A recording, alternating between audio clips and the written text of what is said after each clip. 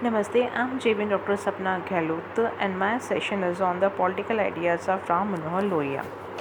सामान्यता समाजवादी चिंतन में आर्थिक तत्व सर्वाधिक प्रभावशाली होता है, पर डॉक्टर लोहिया के समाजवादी दर्शन में सामाजिक, सांस्कृतिक एवं राजनीतिक तत्व भी अपना महत्वपूर्ण स्थान रखते हैं।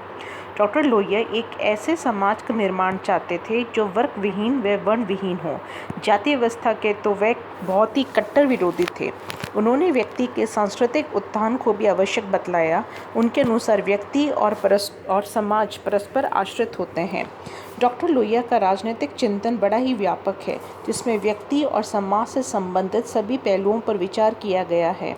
उन्होंने राजनीतिक चिंतन के प्रमुख तत्व हैं, जैसे कि राजनीतिक इतिहास की समाजवादी व्याख्याएं, चौखंबा योजना, वाणी स्वतंत्रता और कर्म नियंत्रण, सवन्यवज्ञा यानी सिफिल नाफरमानी और व्यक्ति व समाज के परस्पर संबंध। डॉक्टर लोहिया की दृष्टि से राजनीतिक इतिहास को गति देने वाले कुछ मौलिक सिद्धांत होते हैं, जिसके 3 प्रमुख हैं। देश का उत्थान व पतन होता है, वैभव धन का स्थान बदलता रहता है, देश के बाहरी संबंधों में उतार चढ़ाव होता रहता है, देश के अंदर वर्ग वर्ण का झूला झूलता रहता है, सभी देश शारीरिक एवं सांस्कृतिक ढंग से मिलन भी किया करते हैं। डॉक्टर लोहिया का इतिहास के चक्र सिद्धांत में विश्वास था। राजनीतिक इतिहास को समाजवादी व्याख्याएं से डॉक्टर लोहिया का तात्पर्य ये था कि इतिहास चक्र में सभी देशों का समान रूप से उत्थान पतन होता है, चाहे कोई भी देश कितना भी शक्तिशाली क्यों ना हो। कोई देश हमेशा के लिए ना तो वैभव, शक्ति और धनवान होता है और न ही हमेशा उनके लिए या उनसे रहित। भारत, रोम, चीन और अरब देश उत्पन्न श्रेणी में रह चुके हैं, पर इनका भी पतन हुआ और पश्चिम यूरोप ने शिखर स्थान को प्राप्त किया और ये महाद्वीपों में श्रेष्ठ गिना जाने लगा। डॉक्टर लोहिया को कि राजनीतिक इतिहास की समाजवादी व्याख्याएं में वर्ग और वर्ण का झूला भी झूला रहता है। उन्होंने ये माना कि ये दोनों ही वर्ग और वर्ण सभी समाजों की विशेषताएं हैं जो सभी जगह मिलती हैं। डॉक्टर लोहिया की दृष्टि में न्याय, समानता आदि की जो मांगे हैं शून्य से उत्पन्न न होकर वर्ग व वर्ण संघर्ष के परिणाम हैं।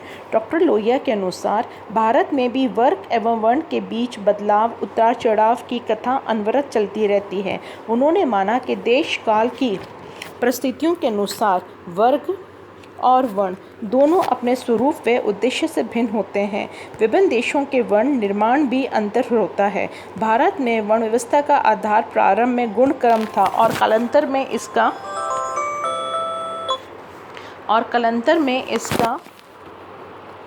आधार जन्म हो गया। इसके एक आधार जन्म हो गया है। डॉक्टर लोहिया के राजनीतिक चिंतन में चौखंबा योजना का महत्वपूर्ण स्थान है। उन्होंने न केवल आर्थिक अपितु राजनीतिक विकेंद्रीकरण को प्रमुख स्थान दिया। राजनीतिक विकेंद्रीकरण राजनीतिक समता एवं संपन्नता का द्योतक है। वह राजनीतिक केंद्रीकरण के विरोध थे, क्योंकि ऐसी अवस्था में शासक, सेठ और सरकारी अधिकारियों के त्रिकोण का आधिपत्य हो जाता है। सामान्य व्यक्ति उत्पीड़न का शिकार होता रहता है। इसलिए उन्होंने अपनी चौखंबा योजना के अंतर्गत ग्राम, मंडल, प्रांत और केंद्र इन 4 समान प्रतिभा और सम्मान वाले खंभों में शक्ति के विकेंद्रीकरण का सुझाव दिया। ये केवल प्रशासन की व्यवस्था नहीं है, अपितु इनमें उत्पादन, स्वामित्व व्यवस्था, कृषि सुधार योजना, विकास, शिक्षा, स्वास्थ्य आदि का प्रबंधन भी सम्मिलित होगा। ये चारों स्तर स्वतंत्र एवं दूर से संबंधित होंगे।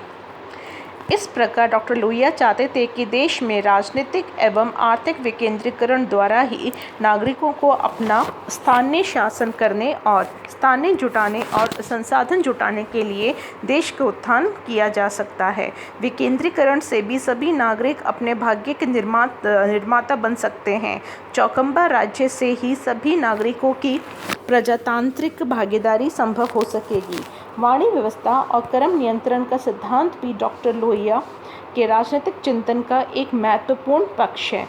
ये प्रजातंत्र का आधार और व्यक्ति की प्रगति एवं स्वच्छंदता का मार्ग है। उनके अनुसार वाणी स्वतंत्रता बिल्कुल स्वच्छंद रहे, पर कर्मों को नियंत्रण में रखना आवश्यक है।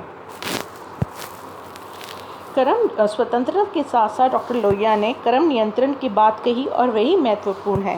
कर्म नियंत्रण को उन्होंने 2 प्रकार से बतलाया, एक तो सिद्धांत और विधान वर्जित कामों को ना करें और दूसरा सम्मेलन विधान द्वारा आदेशित कामों को करें।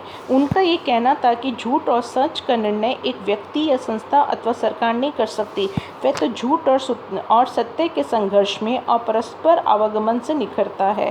संक्षेप में डॉक्टर लोहिया ने वाणी स्वतंत्रता में प्रेस की स्वतंत्रता, भाषण की स्वतंत्रता, निजी भाषा की स्वतंत्रता आदि क्रियात्मक रूप में प्रयोग करने पर बल दिया।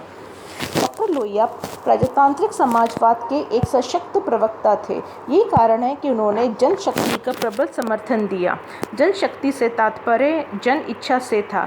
ये वह जन इच्छा है जो डॉक्टर लोहिया अपनी पुस्तक 7 क्रांतियों में प्रस्तावित 7 क्रांतियों में व्यक्त होती है। अर्थात जन इच्छा जागृत हो तो इन 7 क्रांतियों का सूत्रपात हो सकता है। नर नारी की समानता के लिए, चमड़ी रंग पर रची असमानताओं के विरुद्ध, जन्मजात तथा जाति प्रथा के खिलाफ, परदेशी गुलामी के खिलाफ व विश्व लोक राज्य के लिए, निजी पूंजी की विषमताओं के खिलाफ तथा योजनाओं द्वारा उत्पादन बढ़ाने के लिए, निजी जीवन में अन्यायी हस्तक्षेप के खिलाफ और अस्त्र शस्त्र के खिलाफ तथा सत्याग्रह के लिए। डॉक्टर लोहिया के विचार से राज्य को आंतरिक व बाह्य दोनों मामलों में अपनी शक्ति का इस्तेमाल हमेशा जन इच्छा की दृष्टि में विकास के हित में करना चाहिए, न कि इसका दमन करने के लिए। जनशक्ति का समर्थन राजनीतिक सफलता की धुरी है। व्यवस्थापिका जन इच्छा के दर्पण के रूप में काम करें और साथ ही संपूर्ण कार्य को उद्देश्य जनता की इच्छा को संगठित और अभिव्यक्ति करना और यथासंभव राष्ट्रीय जीवन का पुनर्निर्माण होना चाहिए। डॉक्टर लोहिया ने सवर्ण अवज्ञा यानी सिविल नाफरमानी ने सिद्धांत का समर्थन किया। अन्याय का प्रतिकार 2 रूप यानी हिंसात्मक और अहिंसात्मक से संभव है। अन्याय के विरोध का हिंसात्मक ढंग ही सत्याग्रह है। सवर्ण अवज्ञा इसका एक विशेष अंग है, जिसमें डॉक्टर लोहिया ने सिविल नाफरमानी का सिद्धांत कहा है। इसका अर्थ है कि अन्याय के प्रति सबल विरोध, ना कि उसके समक्ष झुकना। सिविल नाफरमानी करने वाला व्यक्ति ना तो कमज़ोर होता है, ना ही हिंसक। अन्य शब्दों में डॉक्टर लोहिया के केवल सिविल नाफरमानी अन्याय के प्रति लड़ने के लिए एक शाश्वत सिद्धांत है। ये सिद्धांत तर्क और हथियार दोनों से सुसज्जित है। सिविल नाफरमानी में तर्क और हथियार दोनों का मिश्रण है। इसमें एक और तो तर्क का माधुर्य है, दूसरी ओर हथियार का बल भी। इन दृष्टि से ये सिद्धांत सर्वव्यापक है, जिसमें राष्ट्रीय और अंतर्राष्ट्रीय अन्याय को समाप्त करने के लिए प्रयोग में लाया जा सकता है। भारत में राष्ट्रीय आंदोलन के दौरान सिविल नाफरमानी का व्यापक इस्तेमाल किया गया था। डॉक्टर लोहिया के राजनीतिक चिंतन में व्यक्ति और समाज के संबंध का भी विवेचन मिलता है। पदार्थ तथा चैतन्य, सगुण, निर्गुण, धर्म, राजनीति, व्यक्ति और समाज को उन्होंने समदृष्टि से देखा, न कि द्वंद्व के रूप में। उनकी दृष्टि में विषय एवं प्रवृत्ति, व्यक्ति तथा समाज, रोटी और संस्कृति आदि के बीच माने गए अंतर्निहित विरोधाभास नकली और अस्वाभाविक है। इस प्रकार डॉक्टर लोहिया ने व्यक्ति और समाज के संबंध को द्वंद्व के रूप में नहीं लिया गया, अपितु एक संतुलित संपूरक रूप में समझा। उसका विचार उनके मानववादी चिंतन से मेल खाता है।